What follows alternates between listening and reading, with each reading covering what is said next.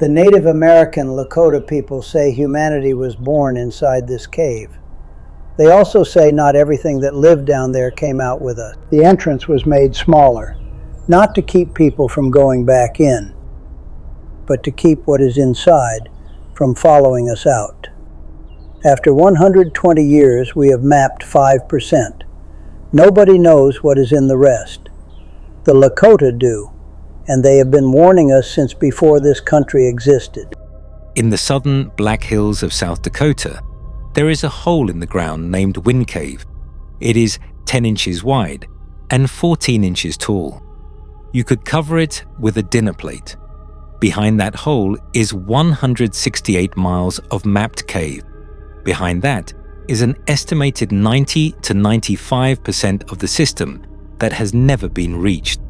After 120 years of exploration, we have seen roughly 1/20th of what is down there.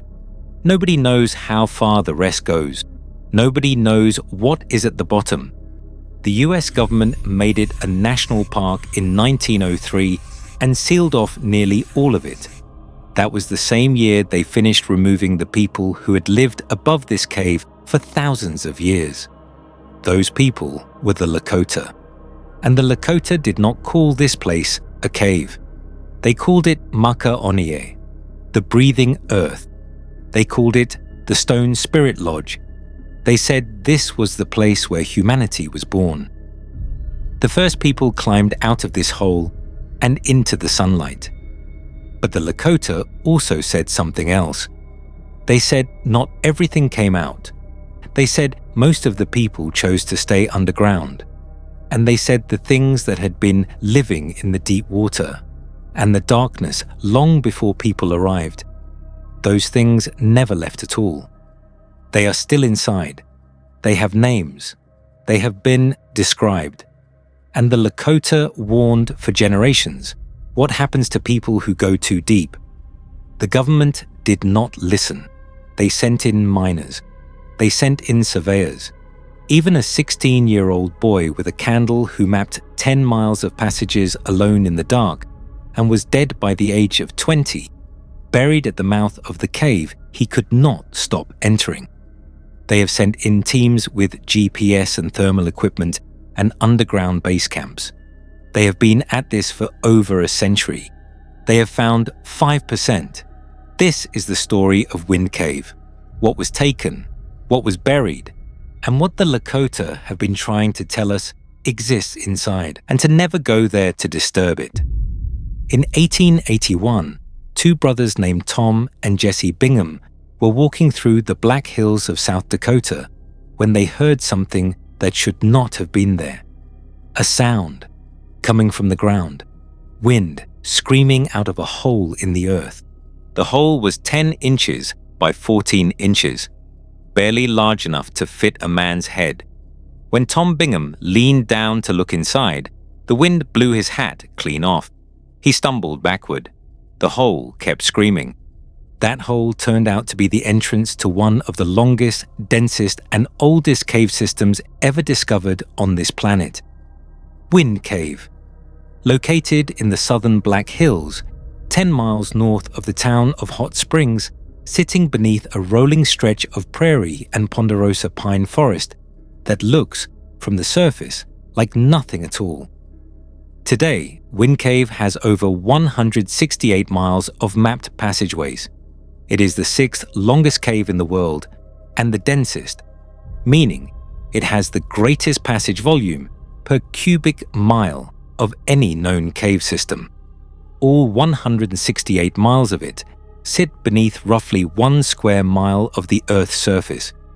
It is not a long, wandering tunnel. It is a compressed, 3-dimensional maze, stacked on top of itself, folded into the limestone like something that was trying to hide. But here is the number that matters. After more than a century of continuous exploration, barometric pressure studies indicate that everything we have mapped, every passage, every room, every inch of those 168 miles, represents only 5 to 10% of the total system.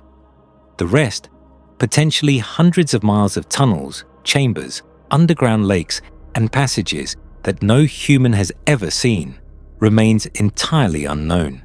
In 1903, the US government made Wind Cave one of the first national parks in America. It was the first cave in the world to receive that designation. The public is allowed to tour a tiny, curated fraction. The rest is sealed, restricted, or simply unreachable. And to be precise about that, because I know someone will ask, the government restricts access to most of the cave? Yes, but the real reason 95% is off limits is simpler and worse. Nobody has been able to reach it. After 120 years of trying, we have gotten to 5%. The rest is still down there. The Lakota people, who have lived in this region for centuries, call this place Maka-Onye, the breathing earth. They call it Tukan Tipi, the stone spirit lodge. They call it Washun-Nia, the breathing cave. In their tradition, this is not just a geological formation. This is where humanity was born. The first people emerged from deep inside this cave system, led to the surface by a figure called Tukahe, the first one. But here is the part of the story that most people never hear. Humanity chose, or was forced to emerge and come out. But according to the Lakota legends, not everything that lived there came out. The emergence story says that the leader, Tukahe, initially refused to leave. He said the creator had told them to stay underground. Most of the people agreed with him. Only a handful of families followed a wolf to the surface. The rest stayed behind in the spirit lodge, deep inside the cave. They were never heard from again. And the spirit lodge is still there. Somewhere deep inside Wind Cave, the Lakota say, is a portal to the spirit world. The creator shrank the entrance from the size of a man to that tiny hole the Bingham brothers found. But the passage itself was never closed. It still exists. The cave still breathes. And the Lakota have names for the things that live in the deep places beneath the Black Hills, in the underground lakes, in the darkness where no light has ever reached. They have had those names for a very long time. This is a story about a cave that should not exist, a people who were removed from their own origin site, a government that has spent 120 years trying to reach the bottom, and the very specific reasons the Lakota told them not to go deeper. My name is Alex, and this one changed how I think about what's under the ground we walk on. If you enjoy this type of videos, consider subscribing. Thank you.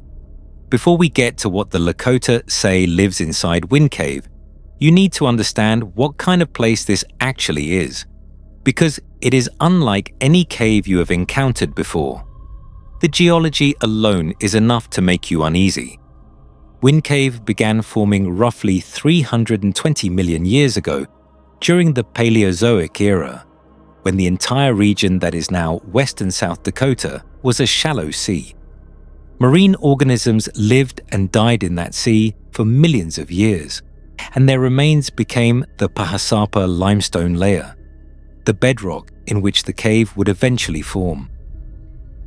As the sea retreated, hydrogen sulfide and sulfuric acid from interactions between water and underground minerals dissolved the limestone from below, carving out the first passages.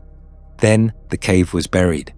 For 250 million years, it sat sealed beneath layers of sediment, in total darkness, growing slowly in ways nobody could see. About 65 million years ago, the same tectonic event that created the Rocky Mountains lifted the Black Hills toward the surface. The cave, for the first time in 250 million years, began to interact with the atmosphere above.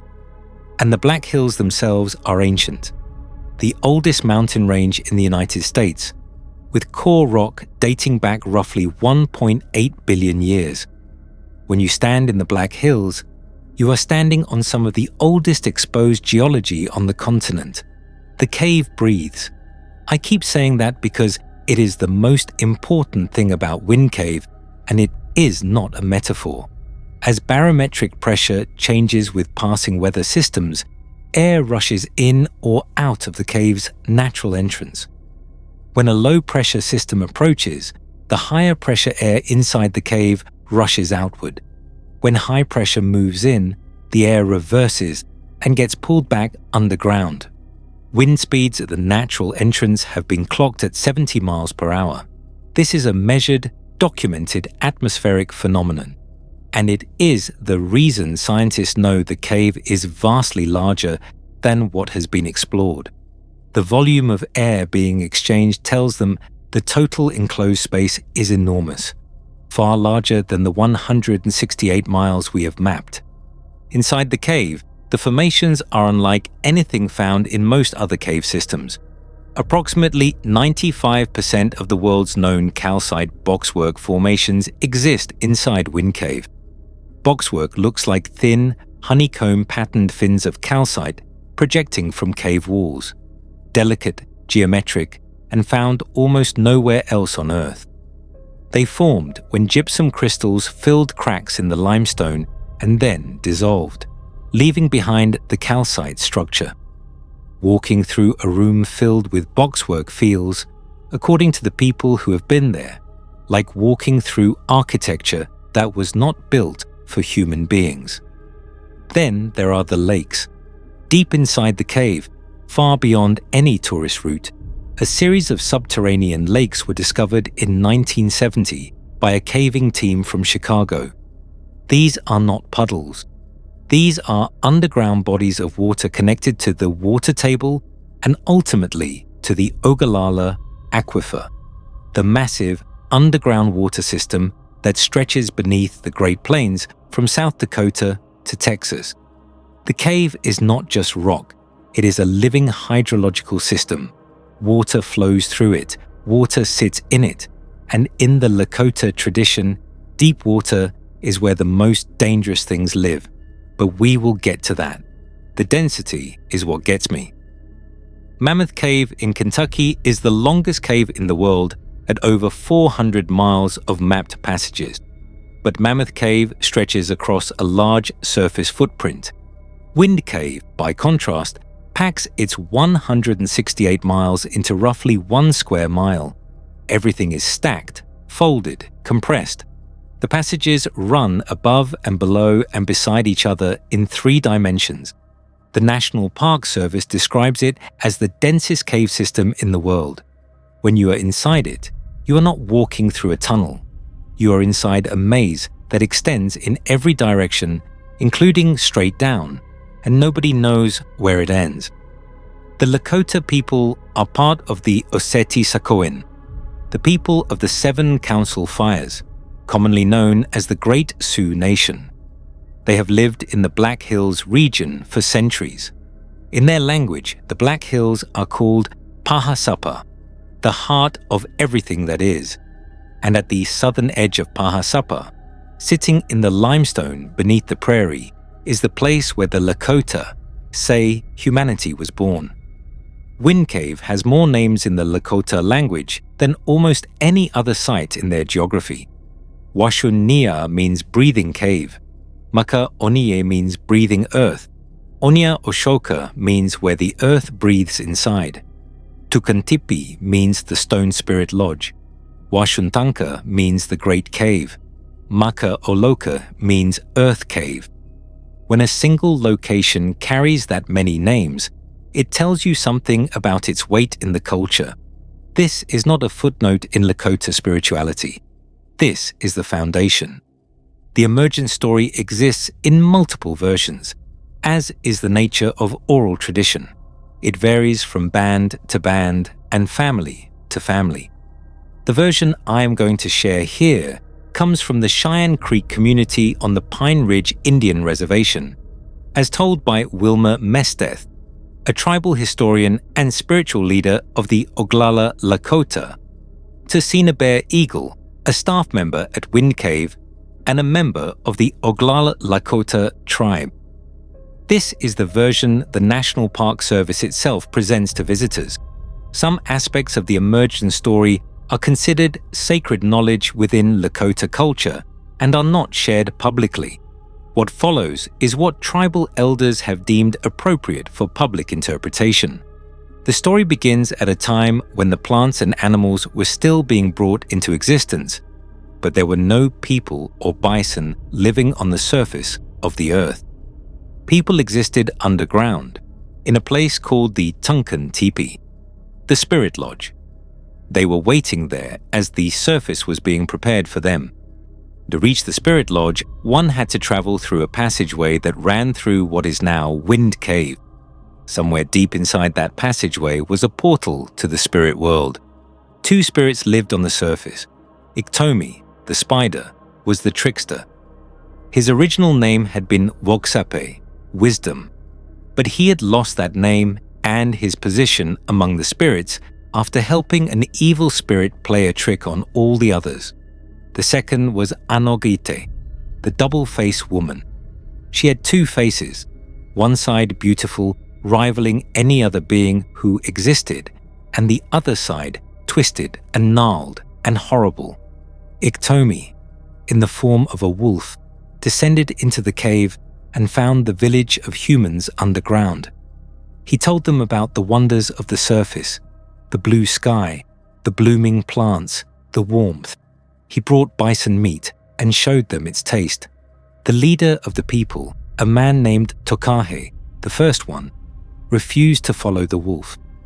He said the Creator had instructed them to stay underground, and that was what he would do.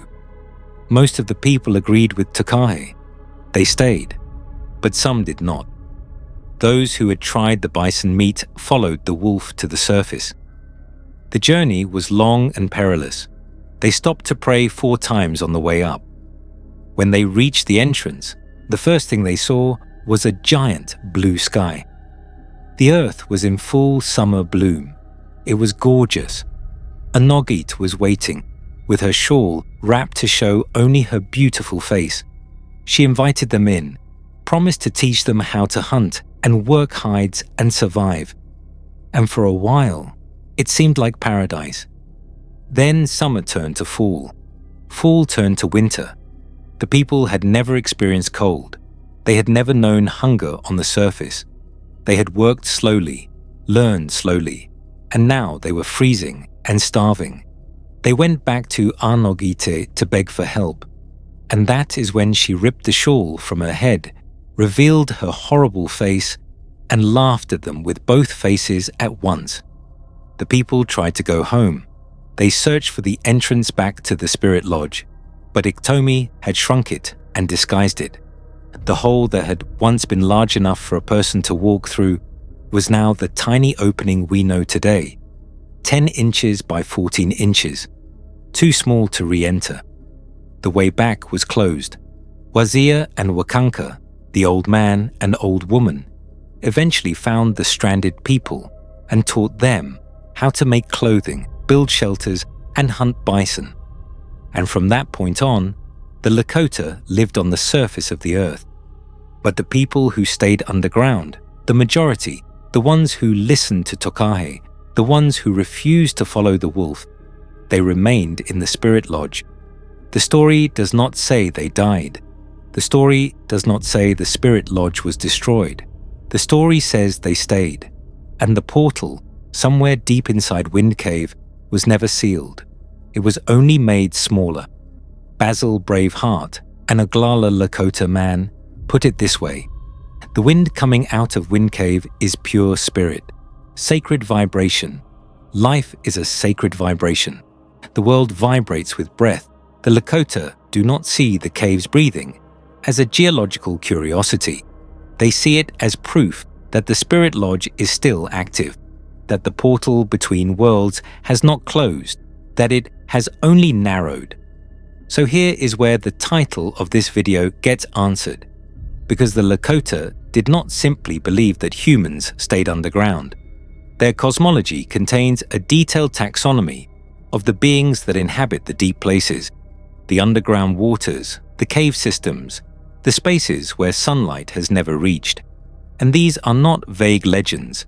They have names, physical descriptions, specific habitats, and documented behaviors, recorded in detail by James R. Walker.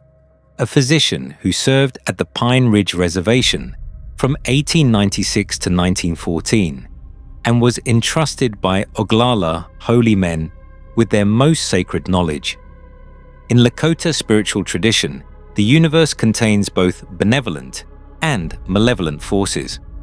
The malevolent spirits are called the Wakan Tanka Sika. They are not evil in the simple, cartoonish sense. They are powerful, dangerous, ancient, and necessary for the balance of the universe. But they are not friendly. And several of them are specifically associated with underground spaces, deep water, and darkness. The most powerful is Aya. Walker's Oglala informants described Aya as the second son of Inyan, the primordial rock from which all creation sprang, and called him utterly evil and the chief of all evil beings. Aya is a giant, a devourer, the lord of the malevolent spirits. He rules over the things that live in darkness. He is not a minor figure in Lakota cosmology. He is the apex, the thing at the top of the hierarchy of everything dangerous. Below Ea in that hierarchy are the Unctehi. If you remember nothing else from this video, remember the Unctehi. They are massive beings, described as enormous reptiles with horns that could reach the clouds, tails that beat down forests, claws that tore ravines into the earth. They dwell in deep lakes, rivers, and underground waters. A shaman named Finger, speaking to Walker in 1914, described them in terms that I have not been able to get out of my head since I read them. He said their forms are those of huge reptiles with horns that can be projected to the clouds and tails that beat down forests. They tear the ground with their claws and make deep ravines. They defile waters and make them unfit for use by mankind. They lurk near shore to capture children and in deep waters to take adults.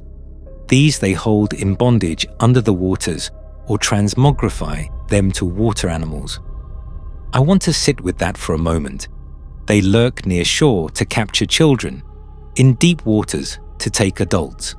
They hold people in bondage under the water, or they change them into something else. This was recorded in 1914 from a man who was drawing on traditions far older than himself. And the habitat of the Unctehi, deep water, underground water, is exactly the environment inside Wind Cave. The cave has interior lakes connected to the Ogallala Aquifer. The Unctehi's domain and the cave's hydrological system are the same thing. The Lakota would not have separated them.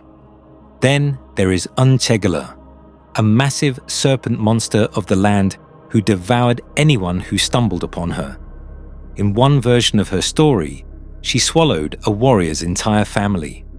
A weasel spirit told the warrior that if he allowed himself to be devoured, he could use his knife to cut his way out from inside and free the other victims.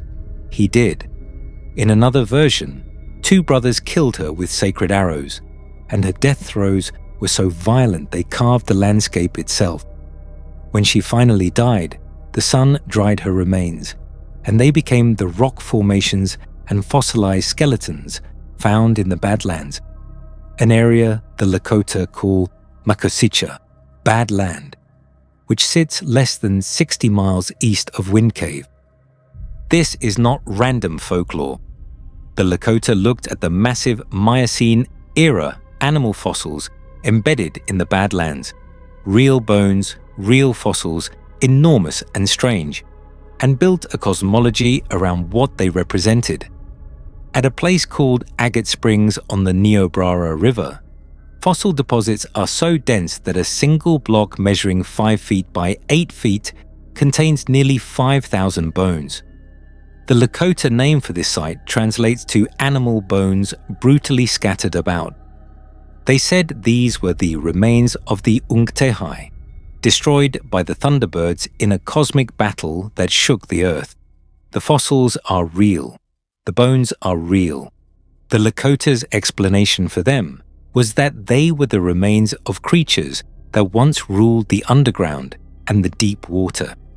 And at the smaller end of the spectrum, Lakota tradition describes the Ungla, goblins that lurk in darkness, and the Gika, cunning, malicious beings that can make themselves visible or invisible at will. Beings that move through the spaces between the seen and the unseen.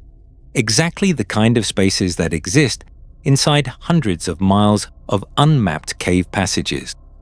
I want to be careful about how I frame this. These are not campfire stories invented to scare children. This is a documented spiritual system recorded by named sources. Oglala, holy men who entrusted their knowledge to Walker specifically because they feared it would be lost. The Ungtehi, Ia, Chegila. These are part of a cosmology that explained the natural world with a consistency and internal logic that Western science is only beginning to appreciate. The Lakota saw underground water and knew something lived in it. They saw enormous bones in the earth and knew something had died there. They heard the Black Hills booming on cloudless days and knew something was making that sound. They did not need scientists to tell them Wind Cave was significant. They had known for thousands of years. The narrative that the emergent story sets up is this. Humanity came from inside Wind Cave, but the cave was already occupied. The beings that lived in the underground water and the deep darkness had been there long before people arrived, and they remained after people left. The humans who emerged were the ones who got out, and the entrance was shrunk behind them, not to keep people from going back in, to keep what was inside from coming out. Now, the reason any of this matters beyond history and folklore is what happened next, because the people who understood Wind Cave, who had names for the things inside it, who knew which passages led to the Spirit Lodge and which led somewhere worse, who knew what prayers to say and what offerings to leave, those people were removed from their own origin site, and what replaced them was a government that brought geologists instead of shamans, headlamps instead of offerings, and a conviction that anything you could not measure did not exist. The Fort Laramie Treaty of 1868 guaranteed the Black Hills as part of the Great Sioux Reservation. The language was unambiguous, absolute and undisturbed use and occupation. No part of the reservation could be ceded without consent of 3/4 of the adult male population. And this was not a treaty the Lakota were handed as charity. They won it. Red Cloud and his allies had fought the U.S. Army along the Bozeman Trail and won. The government signed the treaty because it could not win the war. 6 years later, in 1874, Lieutenant Colonel George Armstrong Custer led a 1,000-man military expedition into the Black Hills in direct violation of that treaty. He was officially scouting locations for military forts. Miners accompanied the expedition. On July 30th, 2 of those miners found gold in French Creek. Within a year, over 800 miners and fortune seekers had flooded into the hills illegally. The government made almost no effort to stop them. They tried to buy the Black Hills from the Lakota. The Lakota refused. The hills were sacred. They were not for sale. Crazy Horse is reported to have said, "One does not sell the earth upon which the people walk." But the government was not really asking. After the Battle of the Little Bighorn in 1876, where the Lakota and their allies defeated and killed Custer, Congress passed the Act of February 28, 1877, redrawing the treaty boundaries and seizing the Black Hills. The act was signed by approximately 10% of the adult male population. The treaty required 75%. It was not close. Henry Whipple, the government's own commission chairman, the man they had appointed to negotiate, said afterward, "I know of no other instance in history where a great nation has so shamefully violated its oath." Wind Cave became a national park on January 3rd, 1903, under Theodore Roosevelt, the 7th national park in the United States, the first cave designated as a national park anywhere in the world. By that point, the Lakota had been confined to reservations. Their origin site, the literal place where they believe humanity was born, was now federal property. The park was established in part to resolve ownership disputes between white settlers who were fighting over who had the right to profit from the cave as a tourist attraction. In 1980, the United States Supreme Court ruled 8-1 in United States versus Sioux Nation of Indians that the government had illegally seized the Black Hills. They awarded $105 million in compensation. The Lakota refused the money. They have never accepted it. They have refused it for over 40 years. The fund, sitting untouched, has grown to an estimated $1.3 billion. They do not want money. They want Pahasapa. The claim remains unresolved today. I think about that when I read about Wind Cave. The people who knew what this cave was, who had maintained oral traditions about it for thousands of years, who could name the entities in the deep water and tell you which passages to avoid. Those people were removed from the land, and the people who replaced them have spent 120 years trying to understand what they took. They have reached 5%. There is one human story from the era of early exploration that I cannot stop thinking about. His name was Alvin Frank McDonald. He was born in Franklin County, Iowa, in 1873. In 1890, when he was 16 years old, his family moved to Wind Cave after his father Jesse was hired by the South Dakota Mining Company to oversee their claim on the site. No valuable minerals were found. Instead, the McDonalds began developing the cave for tourism. Alvin fell in love with the cave immediately. That is not an exaggeration. By all accounts, the teenager became utterly consumed by Wind Cave. He spent approximately 9 hours every day inside it. He explored by candlelight. He rolled out string behind him to mark his path back. He kept a meticulous journal in which he described every passage, named every room, and mapped everything he found. He became, in his own words, the chief guide of Wind Cave. In the span of 4 years, working alone with candles and string, Alvin McDonald discovered and mapped 8 to 10 miles of Wind Cave's passages. His maps were so precise and his exploration so thorough that it was not until 1963, 70 years after his death, that major new passageways were discovered in the cave. For 7 decades, a teenager's candlelight maps were the definitive guide to one of the longest cave systems on the planet. He wrote in his journal that he had given up the idea of finding the end of Wind Cave. He also wrote that he could not stand to be away from the cave for more than a few days. There is a quality to those two statements taken together that unsettles me.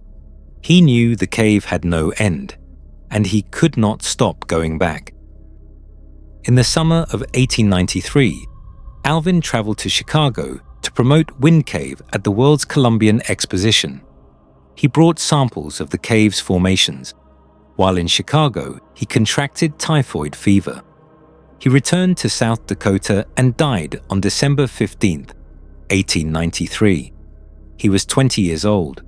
Some have speculated that years of constant exposure to the cave's cold, damp air had weakened his immune system, making him vulnerable.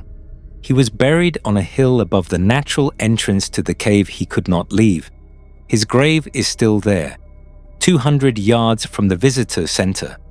But the part of Alvin's story that stays with me is what keeps being found inside the cave, decades after his death. Survey teams still discover pieces of his string in passages deep inside the system. As recently as August 2009, his carved signature was found on the ceiling of a room that modern researchers believed no human being had ever visited. The signature was dated July 1893, 5 months before his death. It is believed that there are areas of Wind Cave that Alvin explored alone, by candlelight, that no other person has visited in over 130 years.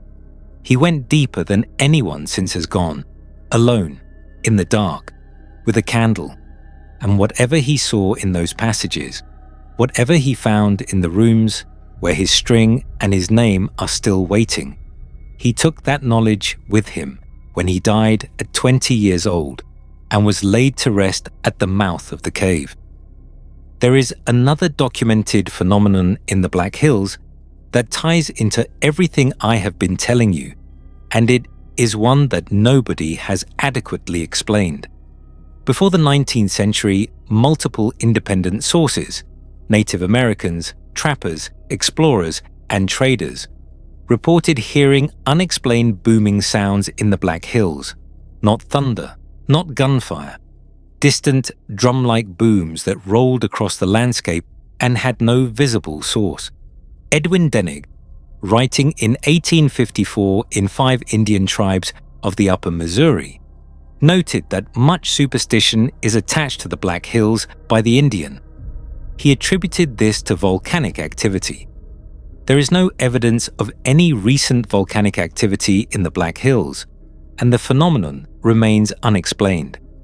Richard Dodge, writing in 1875 in the Black Hills, reported similar accounts. Both noted that the booming sounds were part of the reason the Lakota considered the hills sacrosanct. They would venture in only occasionally, furtively, and always leave offerings. The last widely documented report of the booming was from an expedition in 1833, but the sounds did not stop. Residents of the Black Hills from the 1970s through the 1980s reported ongoing mysterious booms, loud, rolling, occurring primarily on cloudless, warm days. One longtime resident who lived in Custer and Pennington counties described hearing them repeatedly while working as a logger, a railroad worker, a miner, and a truck driver across the region. He said the booms occurred near Wind Cave, Jewel Cave, and other locations.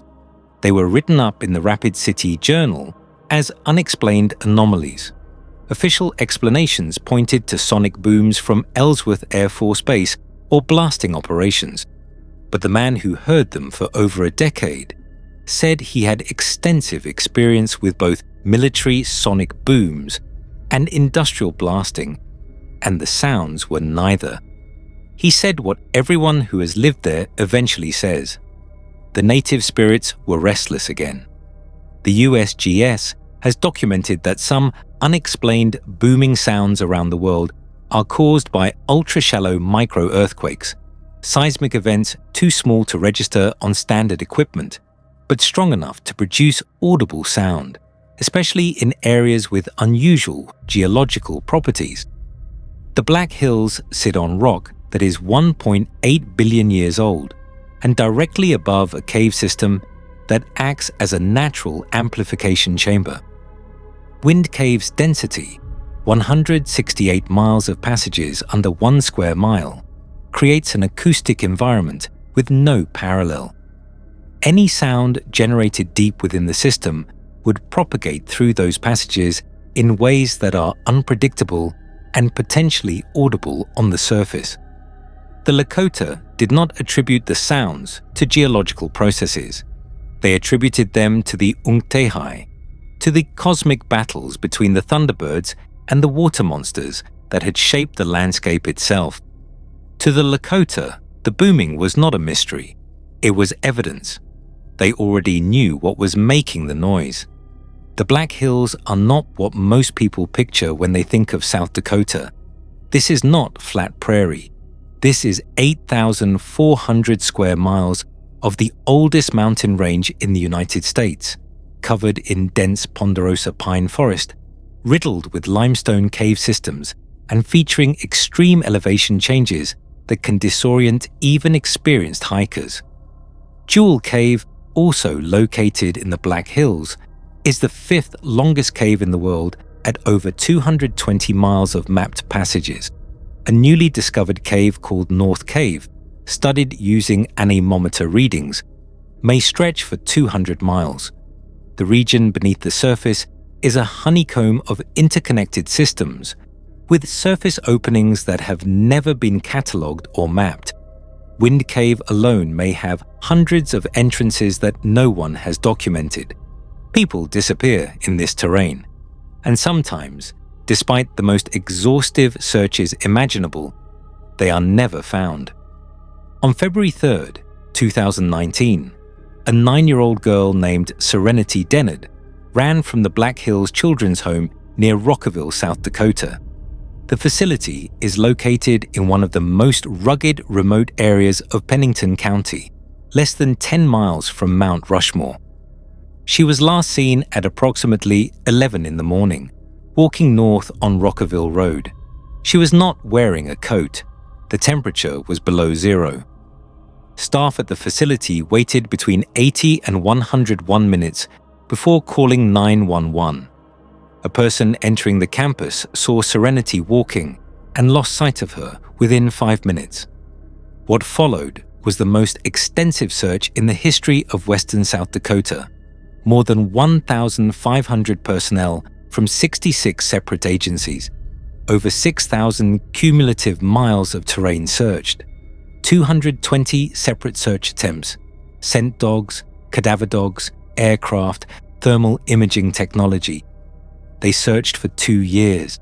They searched the forests, the creeks, the abandoned buildings, every rock outcropping and gully within miles of the facility. They found nothing, not a piece of clothing, not a footprint after the initial sighting, not a strand of hair, not remains, nothing. Serenity. Dennard vanished from a road in broad daylight with a 5-minute head start, and the most exhaustive search in the region's history returned zero evidence of where she went. The search was formally suspended in January 2021. The case remains open.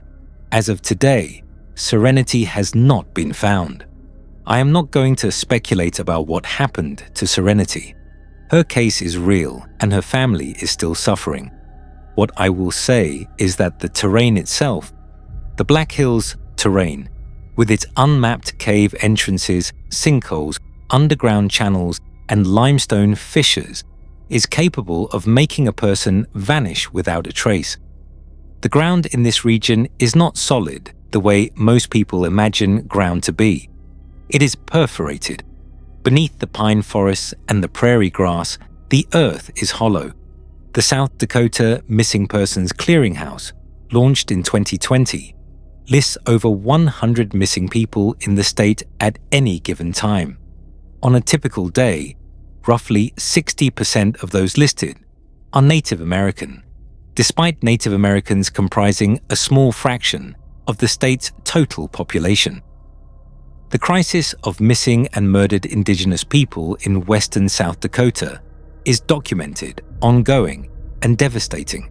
And the terrain, this ancient, hollow, uncharted terrain, keeps producing cases that defy resolution. I keep coming back to Finger's 1914 description of the Unktihai. They lurk near shore to capture children, in deep waters, to take adults. I am not saying the Unktihi took Serenity Dennard.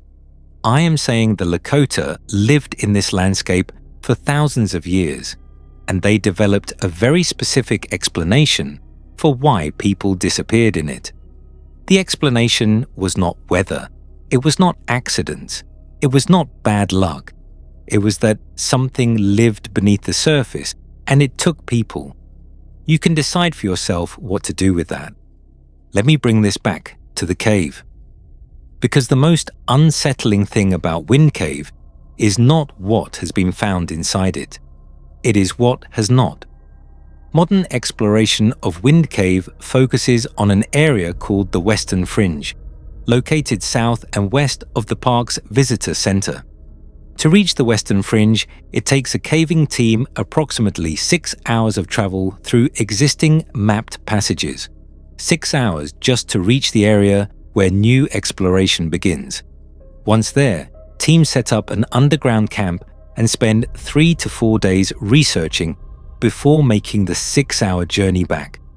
That is the current frontier of human knowledge inside this cave, a multi-day underground camping expedition just to reach the edge of what we know. In 2004, park physical scientist Mark Ohms discovered Persistence Cave near the boundary of Wind Cave.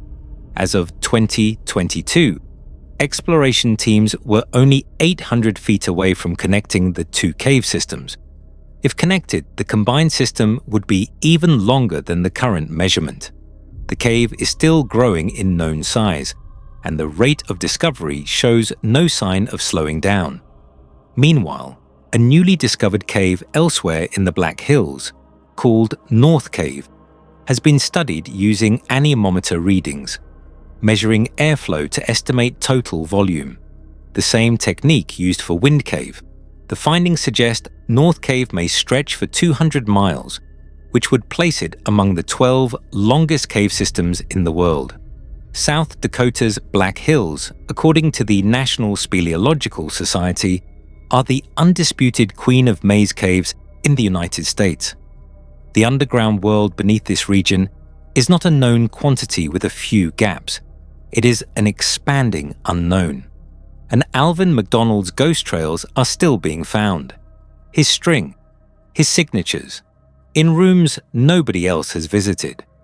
A teenager with candles reached places that modern survey teams with GPS units and climbing gear and underground camps are only now rediscovering, 130 years later.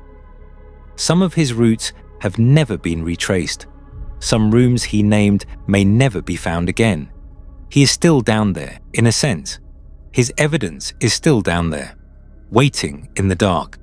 When the National Park Service began managing Wind Cave in 1903, less than 10 miles of the cave were known.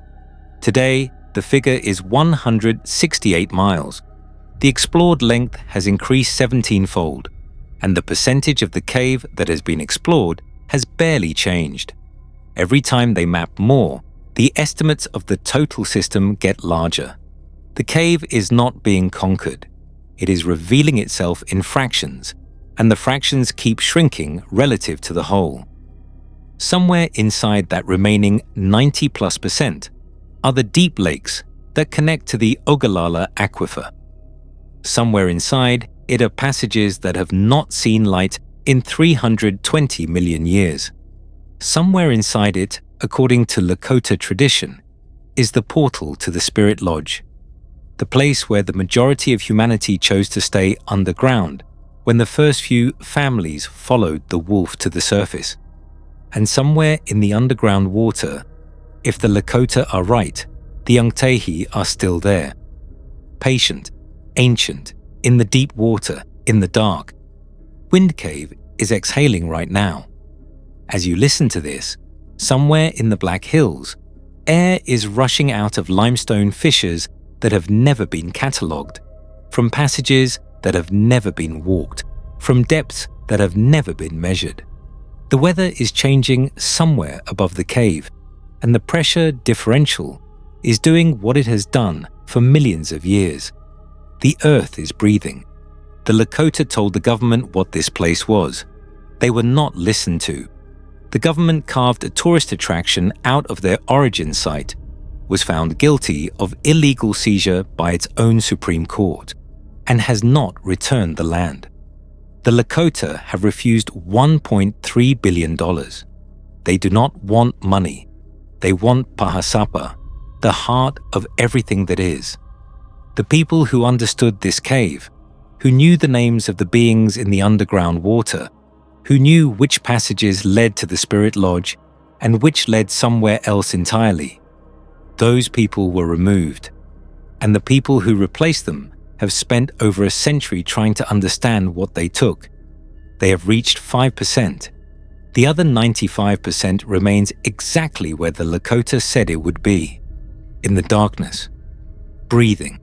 If you have watched this far, you already know this channel goes places most people would rather not think about. If that sounds like something you want more of, subscribe. I have more stories like this one, and they do not get less strange. I want to leave you with one image: the natural entrance to Wind Cave, 10 inches by 14 inches, a hole in the ground that blew a man's hat off in 1881. Behind it, 100 to 68 miles of mapped passages. Behind that, possibly 1,000 more miles that have never been seen. Behind that, interior lakes connected to the largest aquifer in North America. Behind that, formations found almost nowhere else on Earth. Behind that, the Spirit Lodge, the people who never came out, the Unctehi in the deep water, Aya, lord of the malevolent spirits, the bones of Unchegala scattered across the Badlands, and Alvin McDonald's signature carved into a ceiling in July of 1893 in a room that no one else would visit for 116 years. The cave is 320 million years old. It began forming when the Black Hills were at the bottom of a sea. It was buried for 250 million years. It breathes with every change in the weather. It has never been fully mapped. It will probably never be fully mapped. And whatever is inside it, whatever the Lakota knew about, whatever Alvin found alone by candlelight, whatever makes the Black Hills boom on cloudless summer days, it has not been discovered. It has not been explained. It has not been reached. It is there, breathing in the dark, and it has been waiting a very long time. If you would like more videos like this one, consider clicking this one. Thank you for watching.